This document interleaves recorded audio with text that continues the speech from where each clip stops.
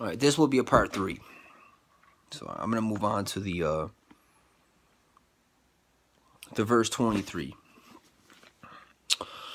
Verse 23 says,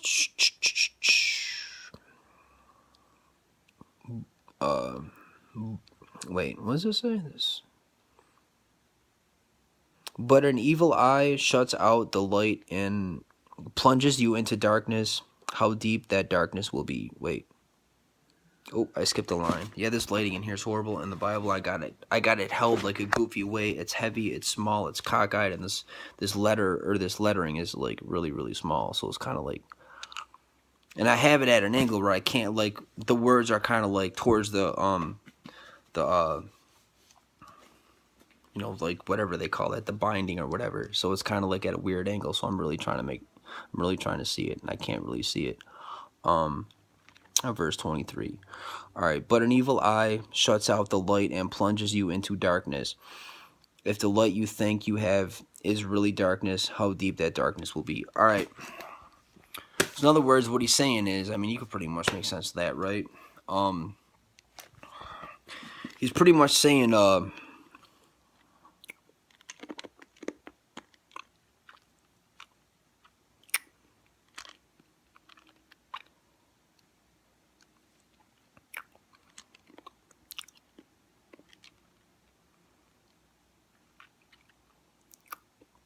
in other words,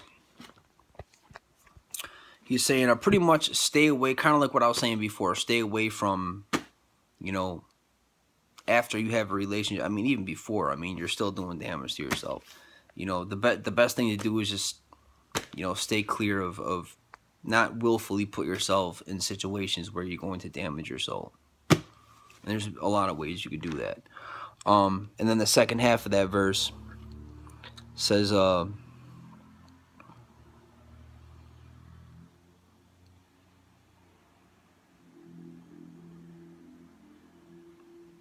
there's a lot of people that think they're living in the light, and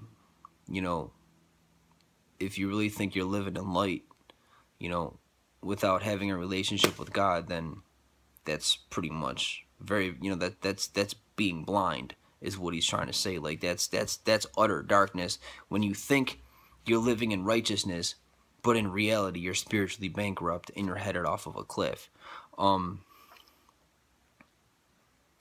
That's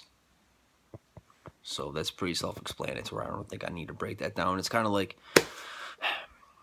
God. So I don't know. I think this is in Romans, and it is in Romans chapter 1, like towards the end of the chapter. He says that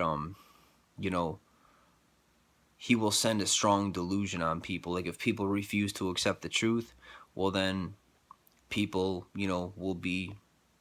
In other words, I don't know how to really take that verse, if he will himself really send a delusion upon people, or not, or maybe he'll just let people kind of do their own thing. And as people go against God, their hearts get hardened to God.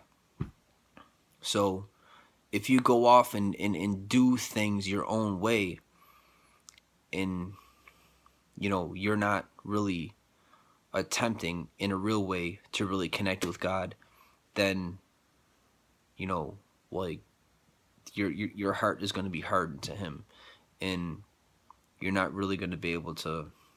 Soon you're just not going to care about the things of God. That's what they call pretty much a reprobate mind.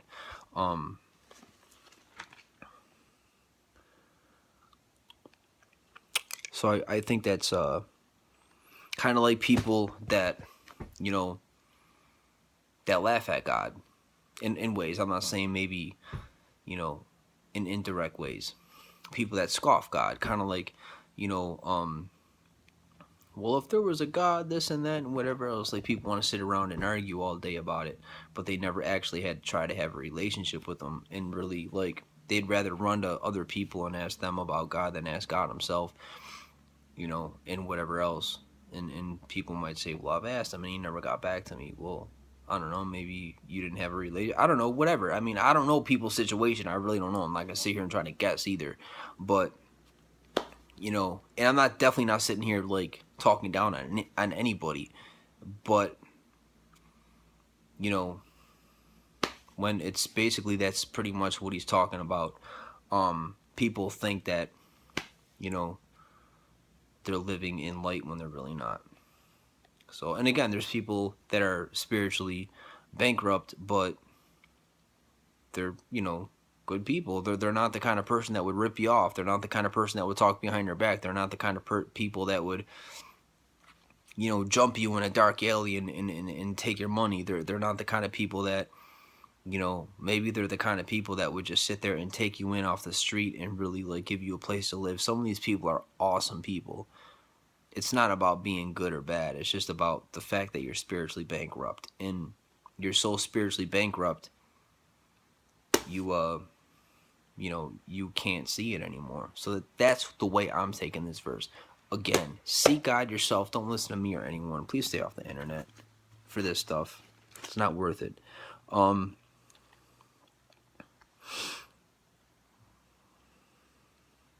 Verse 24. No one can serve two masters. This is this is definitely money and possession still. Wait, what is this? Wait, let me see. Hang on, Mackenzie. I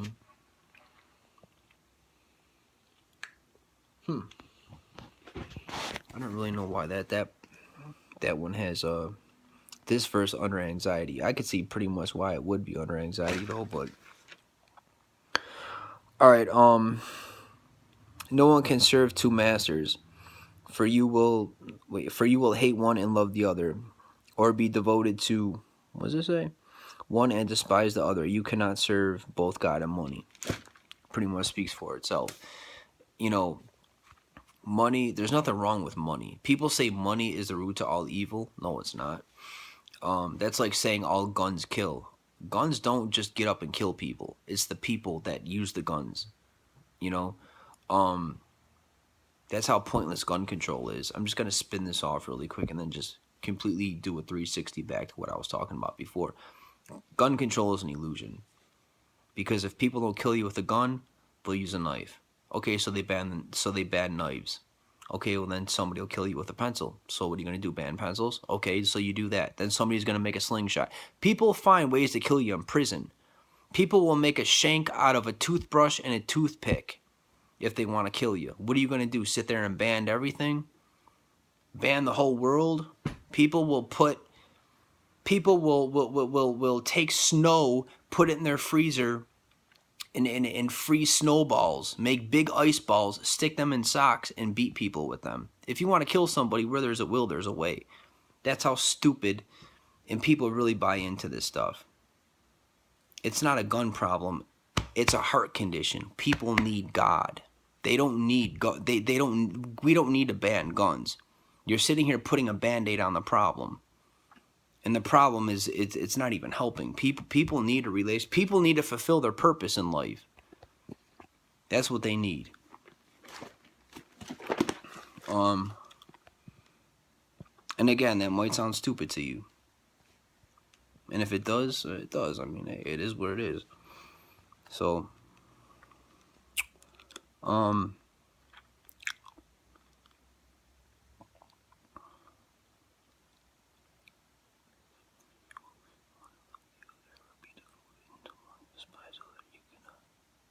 yeah, so basically God is saying you can't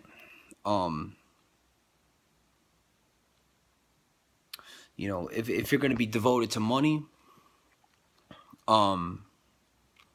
you're pretty much going to lose sight of God, because money is of the world. So if you're out here and you're devoted to money, and you're living life for the here and now, then you're not going to be too concerned with life beyond this earth. I mean, there's different ways you can kind of spin this, but this is definitely one of them. And the verse itself is pretty self-explanatory. I mean, when you think about it, you know, so I mean, if you're living to get financially, you know, rich on this planet, well, you're pretty much not really caring about the things of God at that point, because you know, it's you're concerned about material things. and God does not. Those are things of the world. And again, there's nothing wrong with having money or material possessions. It's just about, you know, so it's not about that. But pretty much what I was saying before. I don't want to go on about it because I did all that. So, and then verse 25 says, "So I tell you, don't worry about every day. Wait, don't worry about every day. Don't worry about everyday life. Whether you have enough food, drink, and clothes. Life doesn't wait, what does this say? Let me read this again. So I tell you, don't worry about everyday life, whether you have enough food, drink, and clothes. Doesn't life consist of more than food and clothing?" Okay, that's verse 25. That's pretty much self-explanatory. Don't worry about, if you have a relationship with God, you don't have to worry about that stuff. I mean, obviously, get up, go to work, do all that stuff. Don't stay complacent. God is not going to sit there and drop stuff through your roof. He's not Santa Claus. He's God, pretty much. But if you are in a situation, God is not going to sit there and let you starve. God is not going to sit there and let you go. If it's a necessity, God will hook you up. If you are his child, you never have to worry about being without. If it's a necessity, it will be provided one way or another. Now, if it's not a necessity for you, I mean, maybe, what's a necessity for you might be different than might be different from somebody else. Somebody else, like I say, I mean, God has an overall plan for humanity, but he also has an individual plan for you. And your plan might be different than my plan. It is different than my plan because it's an individual plan. It's a personal relationship between you and God or somebody else and God. And the plan God has for somebody is going to be different than the plan he has for you or me or anyone else. So your needs, notice I said needs, your needs are going to be different than X, Y, or Z.